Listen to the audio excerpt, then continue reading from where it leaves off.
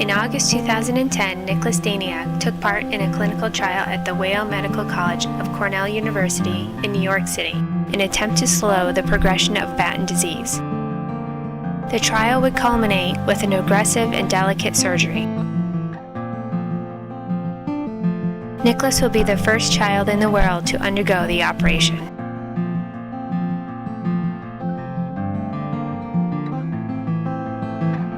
Nicholas experienced a slow and steady decline over the months leading up to the surgery.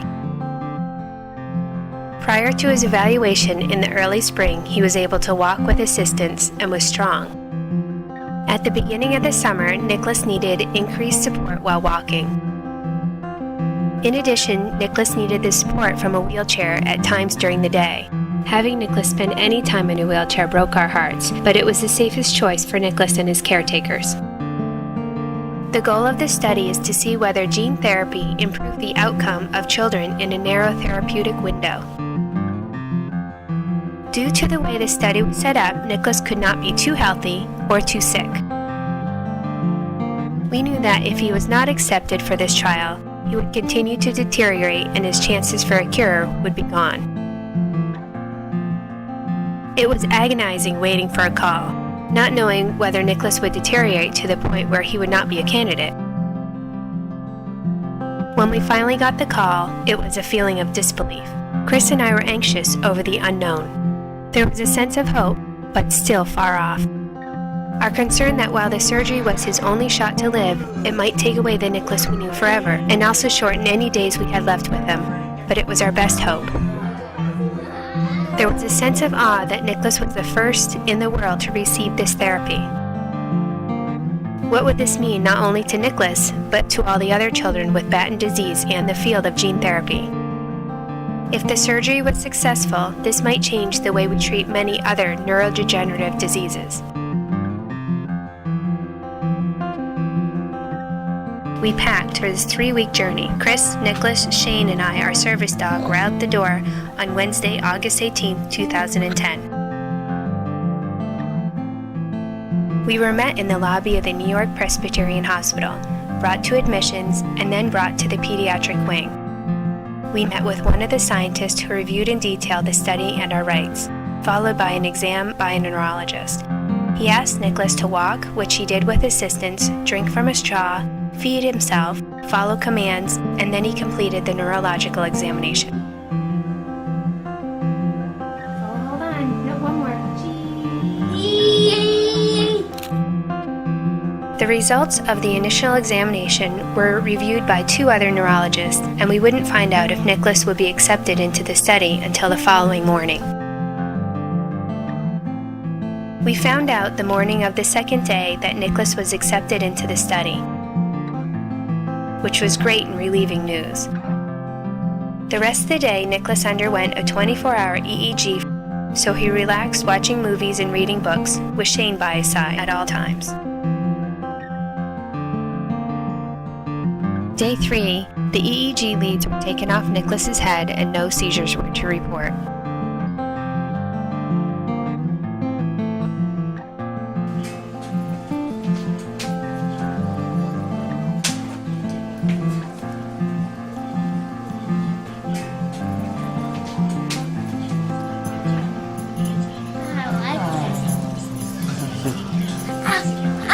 That's it. Hold on.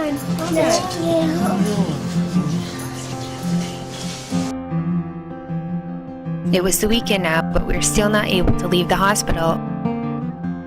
Got me, Grandma. Oh.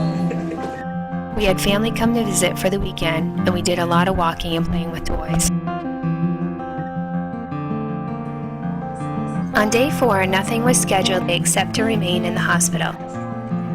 Nicholas, is that good? You would pull one of those meatballs? Holy smokes. Where'd all that food go?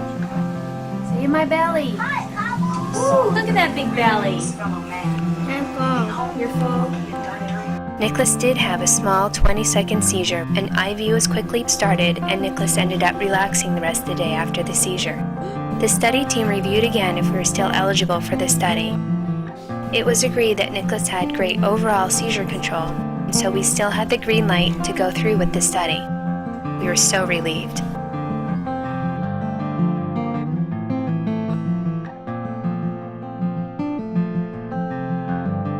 What's your name? Buzz. Buzz. Buzz what? Nicholas. Buzz Nicholas? The morning came quickly. A volunteer transported us down to the operating room. Before we step into the actual OR, we're gonna have to put on a blue jumpsuit.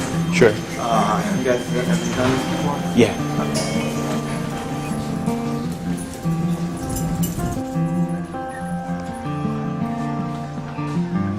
I gave Nicholas a big hug and a kiss.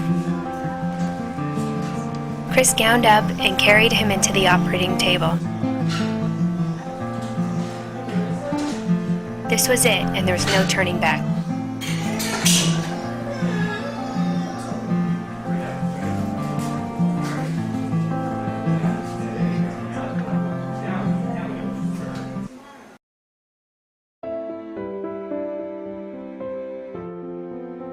The goal of the surgery was to replace the missing gene in Nicholas's brain, which was causing him to die. To do this, 6 burr holes had to be drilled through Nicholas's skull. Through these burr holes would be placed long, thin needles, which would deliver the normal gene with the help of a rhesus monkey virus. This delicate procedure would hold the hope for Nicholas's survival.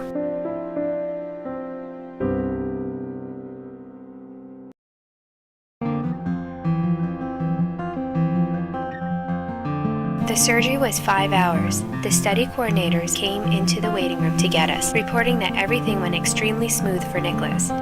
We could then go into the pediatric ICU to see him. I looked at Nicholas and burst into tears. I'm a mom, and seeing Nicholas after surgery was scary to me. The top of Nicholas's head was shaved. He had 3 1.5-inch incisions on the left and right sides of his head, with about 8 to 10 stitches in each. They were slightly bloody, but they looked clean and neat. Chris assured me that medically he looked great. His oxygen and heart rate were in excellent range. He did not appear to be in any distress or pain. That night, as Nicholas began to wake up, he had several episodes of vomiting, which required immediate attention and medications. 2 days after Nicholas's surgery, he woke up at 6 a.m. and wanted to listen to his movies. He was able to talk a little and respond to one-word sentences to questions. Who's dopey? You're dopey? No way. What's daddy? Who's daddy? Happy. I'm happy? As symptoms subsided, our old Nicholas began to wake up. Kiss you? Kiss him? Go. Can you blow him a kiss? Or you would just blow him a kiss? Nice job, Nicholas. A tube feeding was started on this day to get his stomach churning, and medicines were given through his nasogastric tube.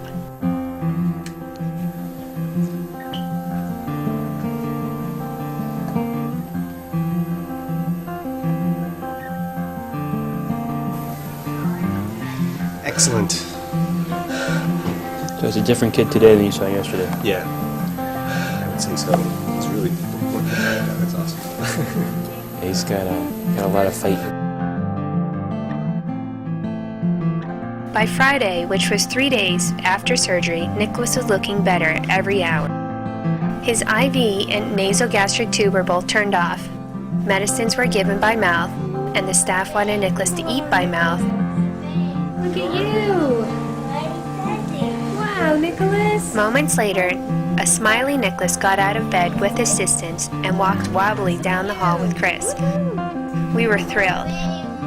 Good job! Good job, Nicholas! Dr. Ali. He was walking. The hospital staff decided there was no reason to keep us any longer, and we were discharged to the hotel. too far, okay? Okay. Come on back in. Let's. That's tremendous. Wow, I'm so proud of you, Nicholas. Looking good. All right, you want to do one jump? Jump.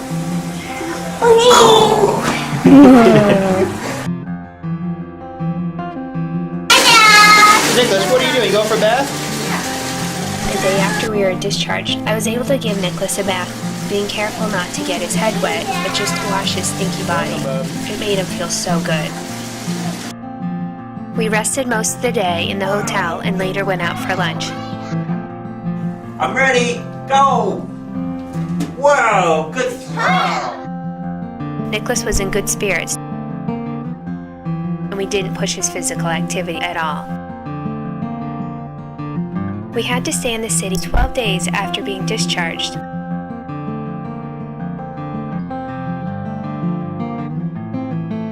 We made the most of our time. On September 8, 2010, Nicholas was discharged from the hospital, and our family returned home to New Hampshire. The clinical study is still ongoing, but initial results are positive, and hope is as high as ever that a cure for Batten disease is just around the corner. I reflect back to what we went through in New York City with Nicholas's brain surgery. I'm relieved it's over, but I'm also thankful that we were given the chance to save my son. I would do it all again if I was given the opportunity. In the months after surgery, I have not seen any significant decline in Nicholas. He continues to have difficulty with speech and mobility, but he can still communicate his needs, and he is still getting around walking with assistance.